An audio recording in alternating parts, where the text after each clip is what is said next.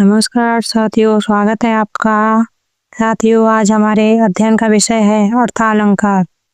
अर्थालंकार का अर्थ, अर्थालंकार के भेद। और यह इतना बेहतरीन वीडियो है जिसमें आपको सभी अलंकारों की ट्रिक एक ही वीडियो में मिलने वाली है।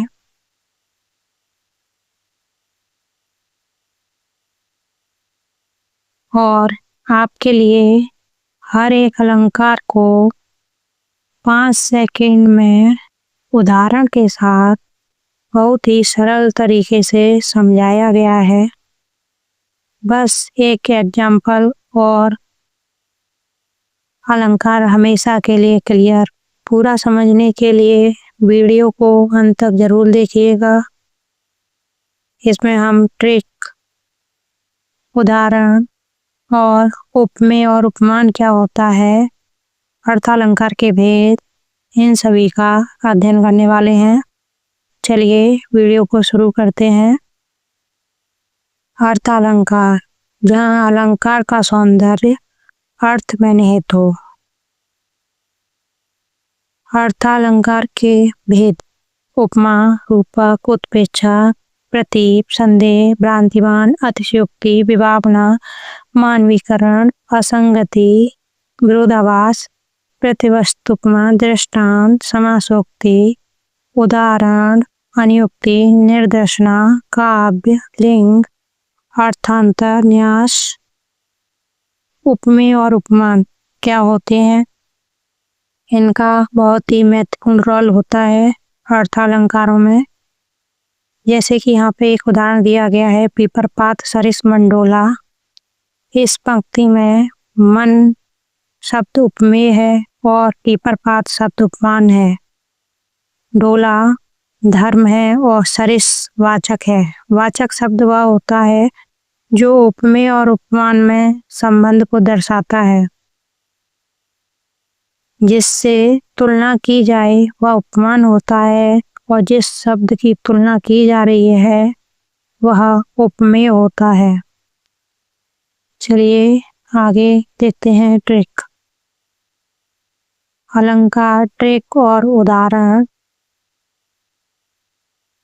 यहाँ पर शब्दालंकार के भी ये दो लिए गए हैं, अनुप्रास और यमक।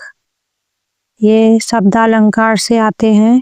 जिन्होंने शब्दालंकार वाली वीडियो नहीं देखी है, डिस्क्रिप्शन में लिंक दिया है, उसे जाकर देख लें। अनुप्रास, वर्णों की आवृत्ति बार बार आना। चाल चंद की चंचल के ढैचा शब्द रिपीट हुआ है यहाँ पर। यमक, एक शब्द एक बार से अधिक अर्थ भिन्न हो। काली घटा का घमंड घटा। घटा शब्द 2 बार आया है। एक बार काली घटा मतलब बादल, दूसरी बार माइनस के रूप में है। उपमा, सा, सी, से, सम, सरिस जैसा शब्द अगर पंक्ति में दिखे वहाँ उपमा अलंकार होगा। रूपक, योजक चिन्ह, चरण कमल बंदो हरिराई, बीच में योजक चिन्ह आया है। उत्प्रेक्षा, मनु मानो जनु जानो जनहु। सोहत ओढ़े पीठ पट श्याम सलोने ज्ञात, मनहु नीलमणि शैल पर आतप पर्यो प्रभात। अतिशयोक्ति, बड़ा चढ़ाकर वर्णन करना। आगे नदियां पड़ी अपार, घोड़ा कैसे उतरे पार, राणा ने सोचा इस पार, तब तक चेतक था उस पार। मानवीकरण, जड़ पर चेतन का आरोप। निर्जीव वस्तुएं सजीव जैसा व्यवहार करें, वहां पर मानवीकरण अलंकार होता है। जैसे फूल हंसे, कलियां मुस्काई, नदियां दौड़ी आदि। उपमा अलंकार, उपमा का अर्थ होता है समानता या तुलना। जैसे रेखा, तुम्हारा मुख चंद्रमा के समान है। इसकी ट्रिक हमने ऊपर देखी थी। तुल समान सदृश तुल सम सरिस सा, ये यहाँ पर उदाहरण दिया इसका। सुन सुर सर पावन वाणी, यहाँ पर पर्यायवाची भी हमारे होने वाले हैं। सुर माने देवता, सर माने नदी, देव नदी गंगा, सीता जी जनकपुर में रामचंद्र जी पधारे हैं। यह वाणी आवाज उनको देव नदी गंगा के समान पावन करने वाली आवाज लग रही है। पीपर पात सरिस मंडोला, मन पीपल के पत्ते के समान डोल रहा है। यहाँ पर ये दोनों उपमा अलंकार के उदाहरण हो गए। नेक्स्ट, रूपक अलंकार, जहाँ उपमेय और उपमान एक ही हों, उपमेय और उपमान एक ही हों, दोनों में कोई भेद या अंतर न हो।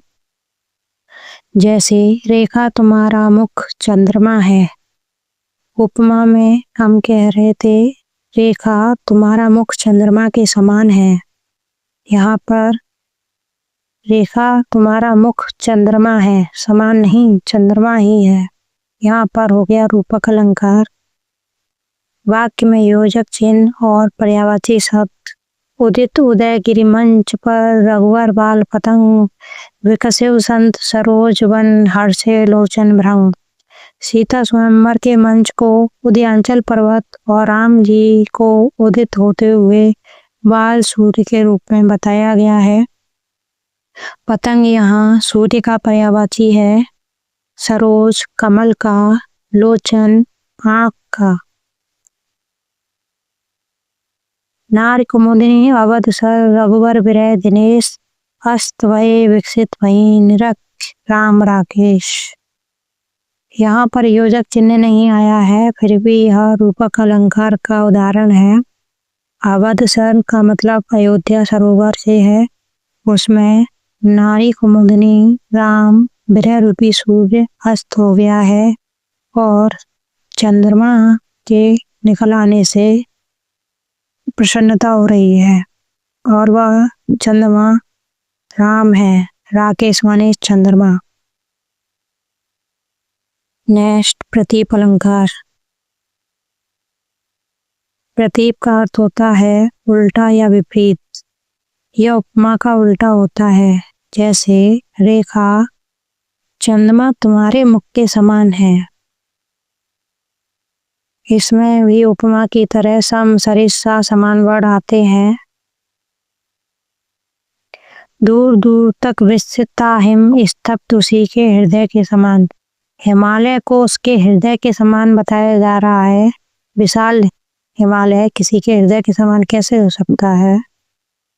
और यहाँ जबकि उपमा में हृदय को हिमालय के समान बताया जाता, ये उपमा का उल्टा होता है प्रतीप अलंकार। नेक्स्ट, उत्प्रेक्षा अलंकार। जब उपमेय में उपमान की कल्पना कर ली जाए, जैसे रेखा मानो तुम्हारा मुख चंद्रमा है, रेख मानो मनो जानो जनु। सोआ तोड़े पीठ पट श्याम सलोने गात, मनो नील मणि शैल पर आतप पर प्रभात। श्री कृष्ण के शरीर में नीलमणि पर्वत की कल्पना की जा रही है। संदेह अलंकार। रूप रंग समान होने के कारण उपमेय में उपमान का संदेह होने लगता है। उदाहरण देख लेते हैं। सारी विच नारी है कि नारी विच सारी है, कि सारी ही की नारी है, कि नारी ही की सारी है। दुशासन को यह समझ नहीं आ रहा कि साड़ी के अंदर नारी है या साड़ी ही नारी के बीच में लिपटी हुई है। क्या नारी केवल साड़ी से बनी हुई है या साड़ी पूरी की पूरी नारी से बनी हुई है? वदन सुधा निधि जान के तुब संग फिरेव चकोर, वदन की दो या शीत कर की दो कमल भय मोर। श्री राधा जी का भक्त संदेह में है कि राधा जी का मुख या चंद्रमा है, यह कितनी शीतलता प्रदान करता है।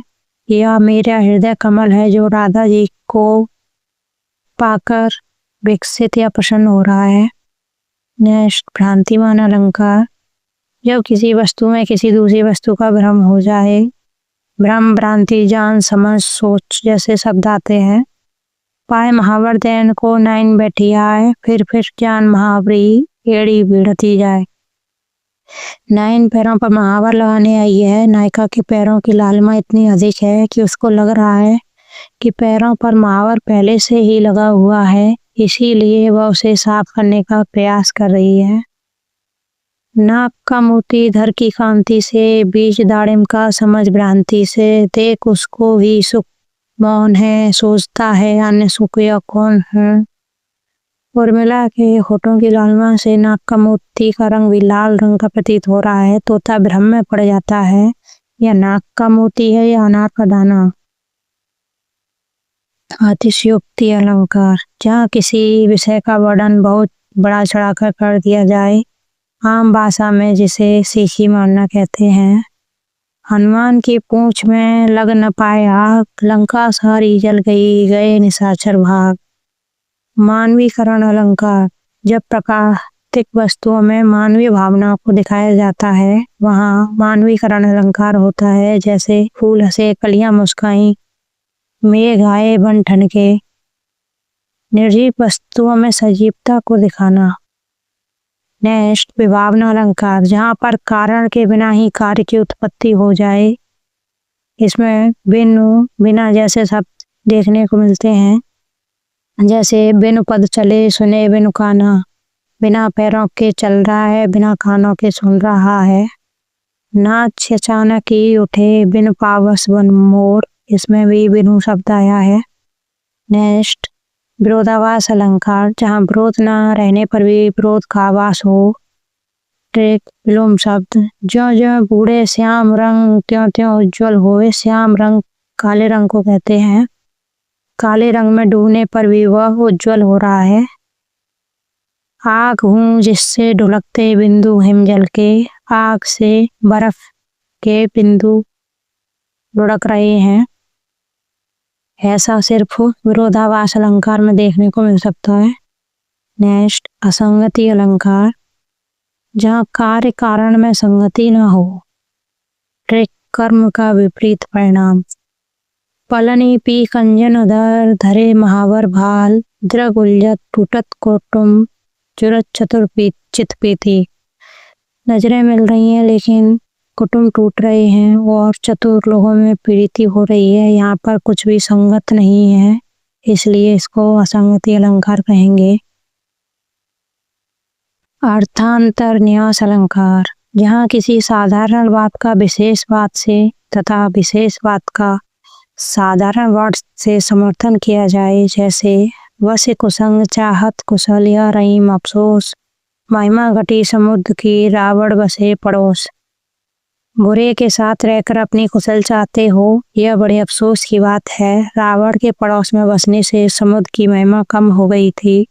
वैसे ही सज्जन लोगों का बुराई के साथ रहकर यश कम हो जाता है। जो रहीम उत्तम प्रकृति का कर सकत कुसंग, चंदन विष व्यापत नहीं, लिपटे रहत भुजंग। अगर आप उत्तम विचारों वाले हैं, बुराई की संगति भी आपका कुछ नहीं बिगाड़ सकती। जैसे चंदन के पेड़ से अनेकों सर्प लिपटे रहते हैं लेकिन उसको कोई फर्क नहीं पड़ता। ये दोनों उदाहरण हैं अर्थांतर न्यास अलंकार के, और ये दोनों ही रहीम जी की पंक्तियां हैं। नेक्स्ट, अनुयुक्ति अलंकार, बातों ही बातों में किसी को ताना मारना। क्षमा सोवती उस भुजंग को, जिसके पास गरल हो, उसको क्या जो दंतहीन विष रहित विनीत सरल हो। जब कोई कमजोर व्यक्ति पलटवार की बजाय बोले मैंने तुम्हें माफ कर दिया, तो सामने वाला उसको ताना मारते हुए कहता है कि जहरीले सांप को ही क्षमा सौंपती है, उस सांप को नहीं जिसके पास न जहर हो न दांत हो, जो सीधा साधा कमजोर हो, उसको क्षमा शोभा नहीं देती। निर्दर्शना अलंकार, जहाँ उपमेय और उपमान वाक्य में असंबंध हो फिर भी समानता दिखाई जाए। यह प्रेम का पंथ कराल महा तलवार की धार पर धावना है। यह प्रेम का रास्ता कोई सीधा रास्ता नहीं है, तलवार की धार पर दौड़ना जैसा है। समासोक्ति अलंकार, समासोक्ति का अर्थ होता है संक्षेप। यह बहुब्रीहि समास की तरह होता है। नहीं पराग नहीं मदिर मधु नहीं विकासी, काल अली कली सुन बिंद्यो आंगे कौन हवाग। कली में पराग नहीं है, मधुर रस नहीं है, इस समय पूर्ण विकास भी नहीं हुआ है। बहुरे तुम्हारा अभी से यह हाल है, जब कल विकसित हो जाएगी, कली विकसित हो जाएगी तब तुम्हारा क्या हाल होगा। ये लाइनें बिहारी लाल जी की हैं, जिन्होंने राजा जयसिंह के लिए लिखी थी। वो अपनी नवविवाहिता पत्नी के प्रेम में राजकाज भूल बैठे थे। वह कहते हैं, जो यहाँ पर कली है वो रानी के लिए वर्णन किया है, और जो बोहरा है वो राजा जयसिंह है। नेक्स्ट, प्रतिवस्तु उपमा अलंकार। प्रत्येक वाक्यार्थ में उपमा होती है। सिंह सुता, क्या कभी सियार से प्यार करेगी? क्या पर नर का हाथ कुलिस्ती कभी धरेगी? शेर की पुत्री कभी सियार से प्यार नहीं कर सकती, और एक कुलीन घर की स्त्री कभी पराये पुरुष का हाथ नहीं पकड़ सकती। उदाहरण, जब वाक्य में ज्यों जैसे वाद्य शब्द आते हैं, जैसे बूंद आघात सहे गिर कैसे, खल के वचन संत सह जैसे। यहाँ पर जैसे शब्द आया है, ज्यों जैसे शब्द दिख जाए वहां पर उदाहरण अलंकार होगा। नेक्स्ट और अंतिम, दृष्टांत अलंकार। इसमें वाचक शब्द नहीं होता। वाचक शब्द हमने ऊपर बताया था, जो उपमेय और उपमान में संबंध दर्शाता है। सट सधुरई संत संगति पाई, पारस परसी कृ धातु सुहाई। इन दोनों लाइनों को जोड़ने वाला वाचक शब्द इसमें नहीं दिया है, इसीलिए यहाँ पर दृष्टांत अलंकार हो जाएगा। वीडियो कैसी लगी तो साथियों कमेंट करके बताइएगा। मिलते हैं नई वीडियो में, तब तक के लिए नमस्कार।